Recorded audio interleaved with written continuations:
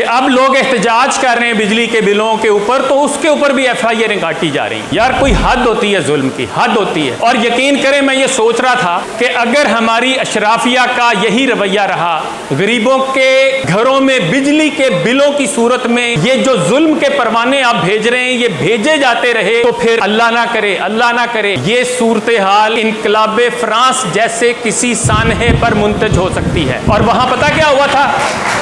سن لیں ذرا، ول ڈیورنٹ مشہور مورخ اور فلسفی اپنی کتاب ہیروز آف ہسٹری میں لکھتا ہے کہ ملکہ جو فرانس کی تھی، میری اینٹوائنٹ جین، پیرس سے 23 میل دور خوبصورت محل میں وہ رہتی تھی، اور اس نے غریبوں کا مذاق اڑاتے ہوئے طنزیہ ایک جملہ یہ کہا تھا کہ اگر ان کو روٹی نہیں ملتی تو یہ کیک کیوں نہیں کھا لیتے۔ اور اس کے بعد جب ہجوم بپھرا تو اس ملکہ اور اس کے شوہر لوئی کو پکڑا گیا، انہی کی گاڑی میں بٹھا کر گلوٹین تک لایا گیا۔ گلوٹین کس کو کہتے ہیں جانتے ہیں؟ وہ جو ایک چھرا آتا ہے اوپر سے چرخیوں پہ گھومتا ہوا اور نیچے آ کے گردن کو کاٹ کے رکھ دیتا ہے، اس کو گلوٹین کہتے ہیں۔ وہاں لایا گیا اور اس کے سامنے اس کے شوہر لوئی کو پہلے اس کا سر تن سے جدا کیا گیا۔ ملکہ کے ساتھ اس کے اس جملے کی وجہ سے اتنا غبار تھا لوگوں کے اندر کہ اس کو مجبور کیا گیا کہ وہ اپنے کپڑے اپنے پہرے داروں کے سامنے تبدیل کرے۔ وہ ماتمی لباس پہننا چاہتی تھی، اسے اس کی اجازت نہیں دی گئی۔ اس کے ہاتھ پیچھے باندھے گئے،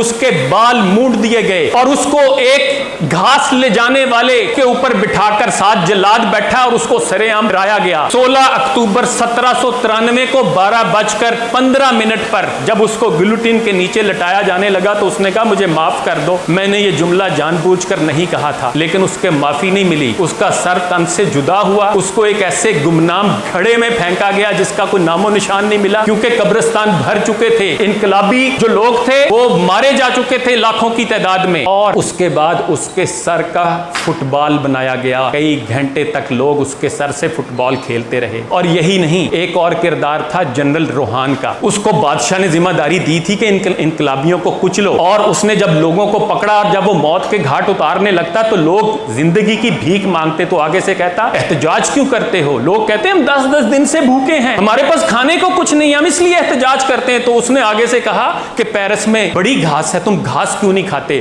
اسی جرنیل کو گلوٹین کے پاس کھڑا کر کے گھاس کھانے پہ مجبور کیا گیا، اور پھر اس کے منہ میں گھاس ٹھونس دی گئی، اور اس کے بعد اس کو گلوٹین پہ لٹا کے اس کا سر بھی تن سے جدا کر دیا گیا۔ میں میسج دیتا ہوں پاکستان کی اشرافیہ کو کہ خدا را بس کر دیں، خدا را بس کر دیں، اس عوام کا اتنا امتحان نہ لیں۔